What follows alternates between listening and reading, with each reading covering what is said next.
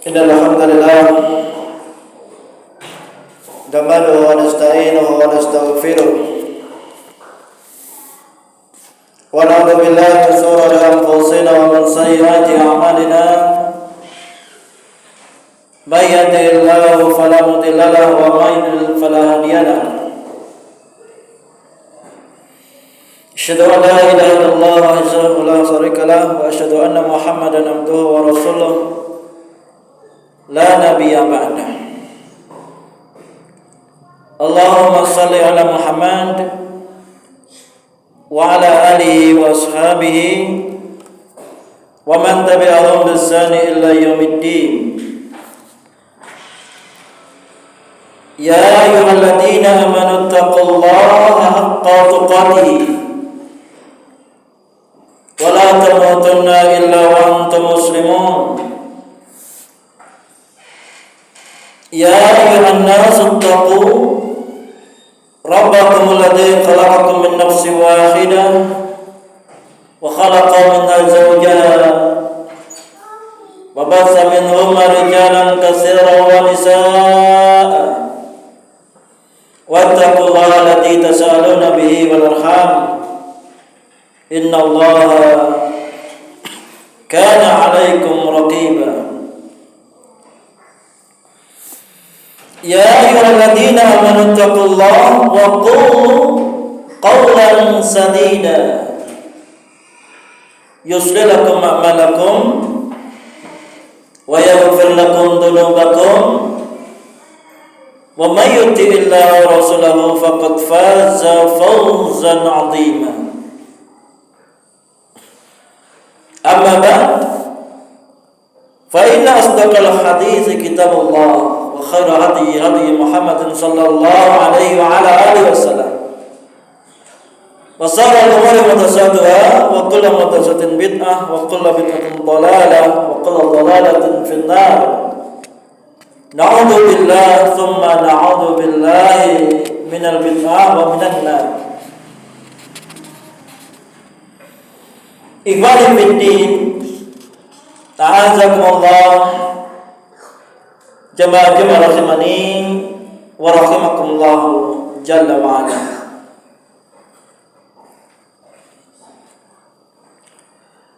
Rasa syukur yang mendalam,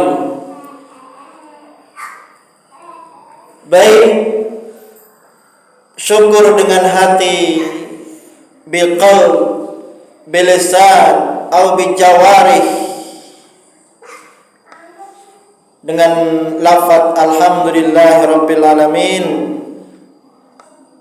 Segala puji bagi Allah, Rabb semesta alam, Allah yang maha tinggi, Allah yang maha besar, atas segala karunia, hidayah dan berjuta kenikmatan tak terhingga yang telah Allah Jalla Jalaluh anugerahkan kepada kita semua, seperti halnya nikmat kesehatan, nikmat kelapangan rizki yang barokah,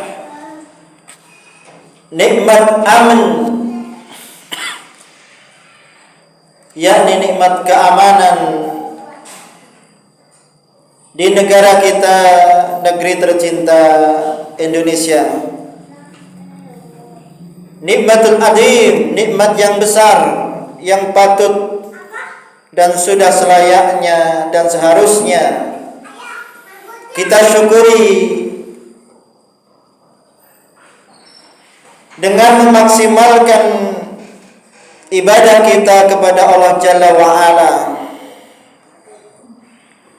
Selawat dan salam semoga senantiasa tercurahkan karibaan baginda Rasulullah Muhammad sallallahu alaihi wa ala alihi wasallam kepada keluarga beliau,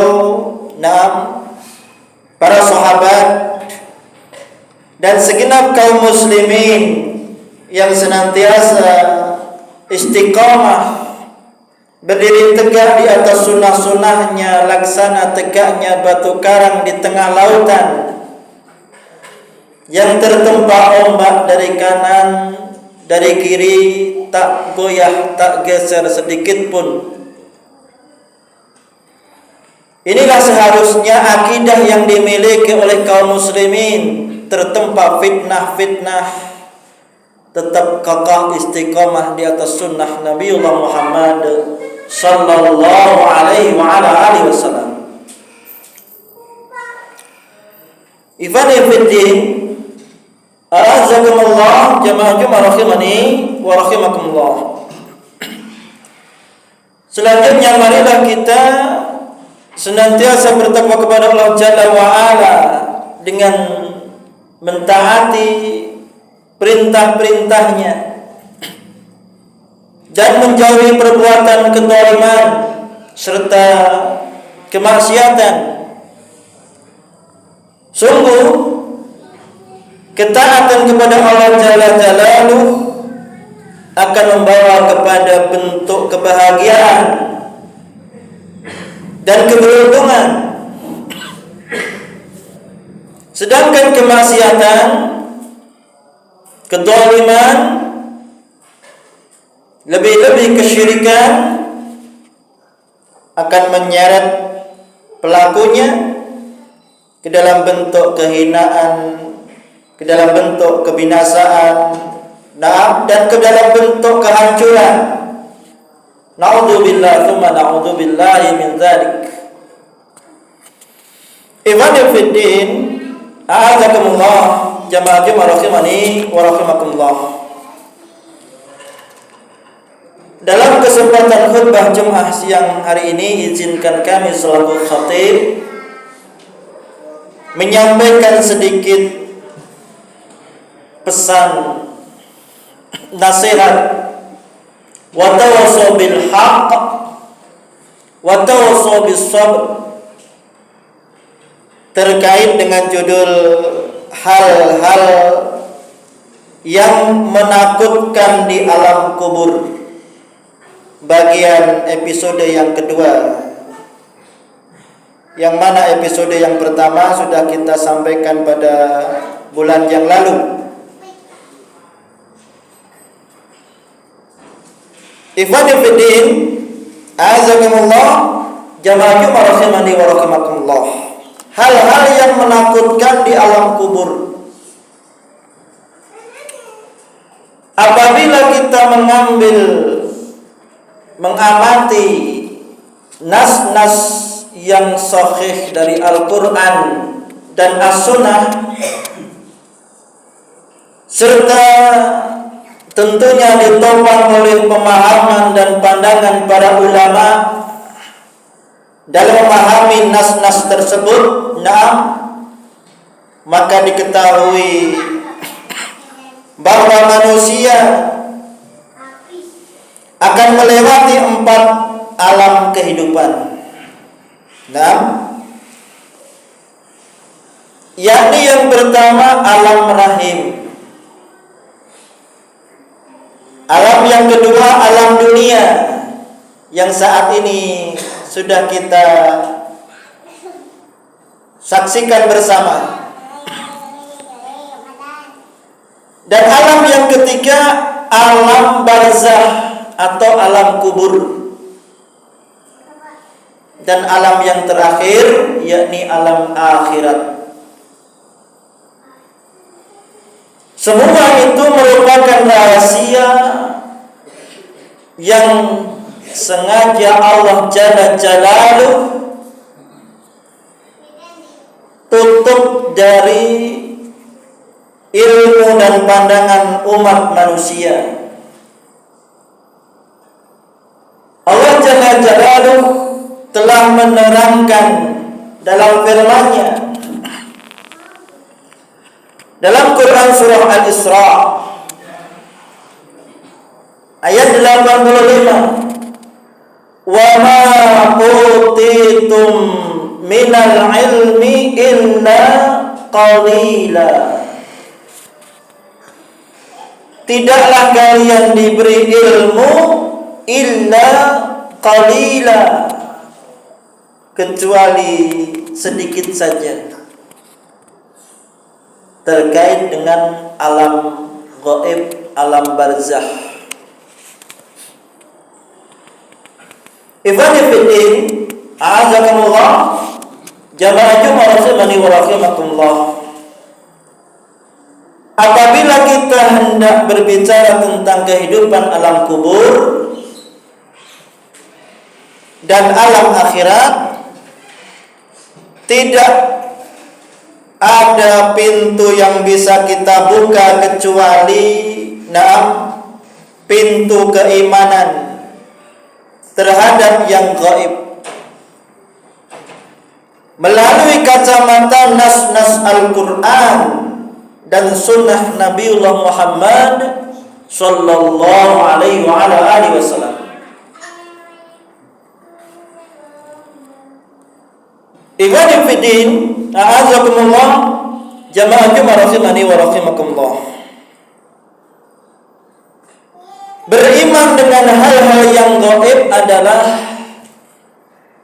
merupakan barometer, tolak ukur,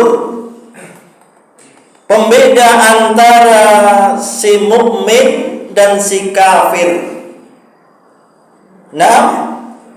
Sebagaimana termaktub dalam Quran surah Al-Baqarah ayat 2 dan 3. Zalikal kitabu la raiba fihi hudal lil muttaqin. Kitab Al-Quran ini tidak ada keraguan padanya. Hudal lil muttaqin, petunjuk bagi orang yang bertakwa. Alladzina yu'minuna bil ghaib, yakni orang yang bertakwa itu adalah orang yang mereka beriman kepada yang gaib. Ibn fiddin, a'azakumullah, jamaah Jumat rahimani wa rahimakumullah. Setiap manusia yang hidup di dunia ini pasti akan melewati alam kubur. Alam ini disebut atau nama lainnya dengan alam barzakh, yang berarti perantara antara alam dunia dengan alam akhirat. Sebagaimana Allah Jalla wa Ala firmankan dalam Quran surah Al-Mu'minun ayat 100, la'alli a'malu salihan fima taraktu kalla innaha kalimatun huwa qailuha wa min waraihim barzakhun ila yaumi yub'atsun. Apabila kematian datang kepada seseorang dari mereka, dia berkata, "Ya Rabb, kembalikanlah aku ke dunia agar aku berbuat amal yang soleh terhadap yang telah aku tinggalkan." Sekali-kali tidak. Sesungguhnya itu adalah perkataan yang diucapkan saja.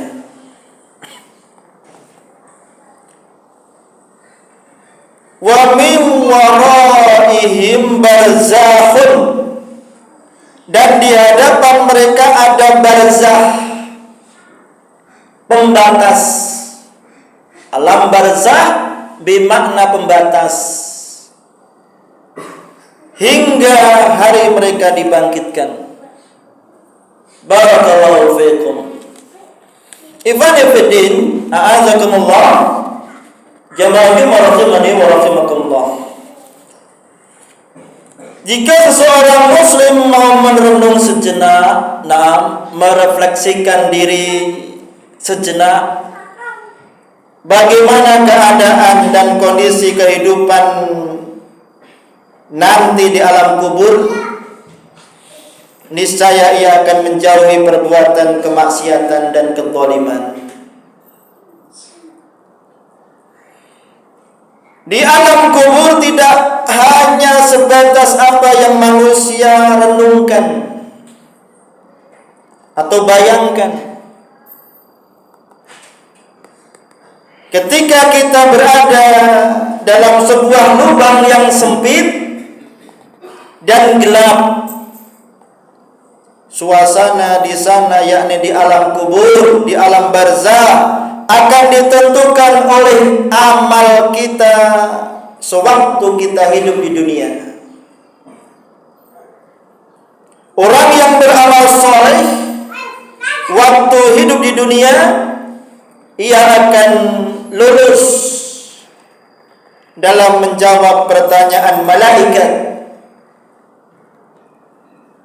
Tidur di atas hamparan tikar dari surga.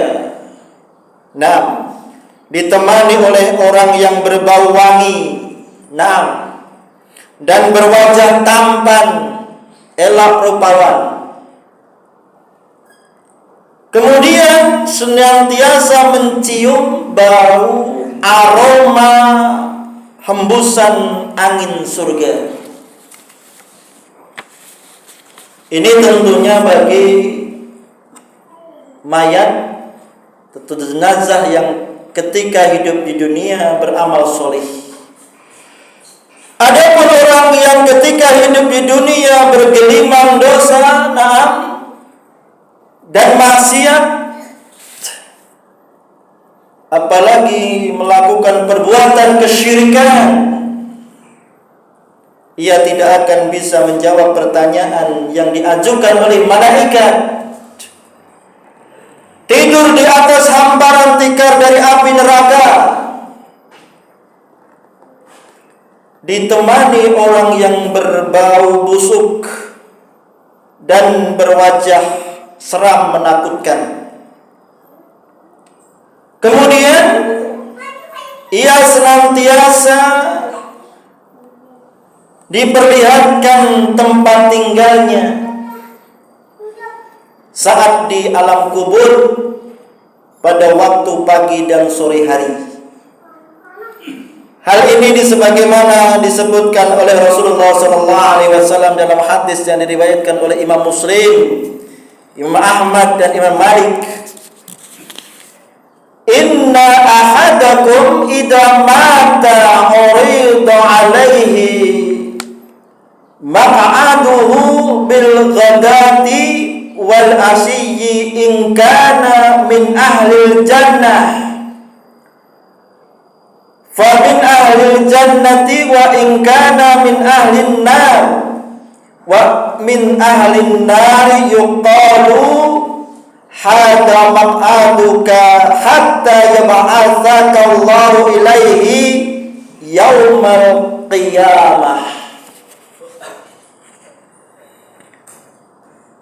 Apabila seseorang telah mati, akan diperlihatkan kepadanya tempat tinggalnya pada waktu pagi dan sore hari. Jika ia termasuk penghuni surga, maka diperlihatkan tempatnya di surga, dan dia akan menghuni. Adapun penghuni neraka, maka diperlihatkan tempatnya di neraka. Kemudian dikatakan kepadanya, inilah tempatmu yang akan engkau tempati pada hari kiamat. Barakallahu li wa lakum fil Qur'anil azim wa nafa'ani wa iyyakum bima fihi minal ayati wal hakim. Aqulu qawli hadza wastaghfiruhu innahu wal ghafurur rahim.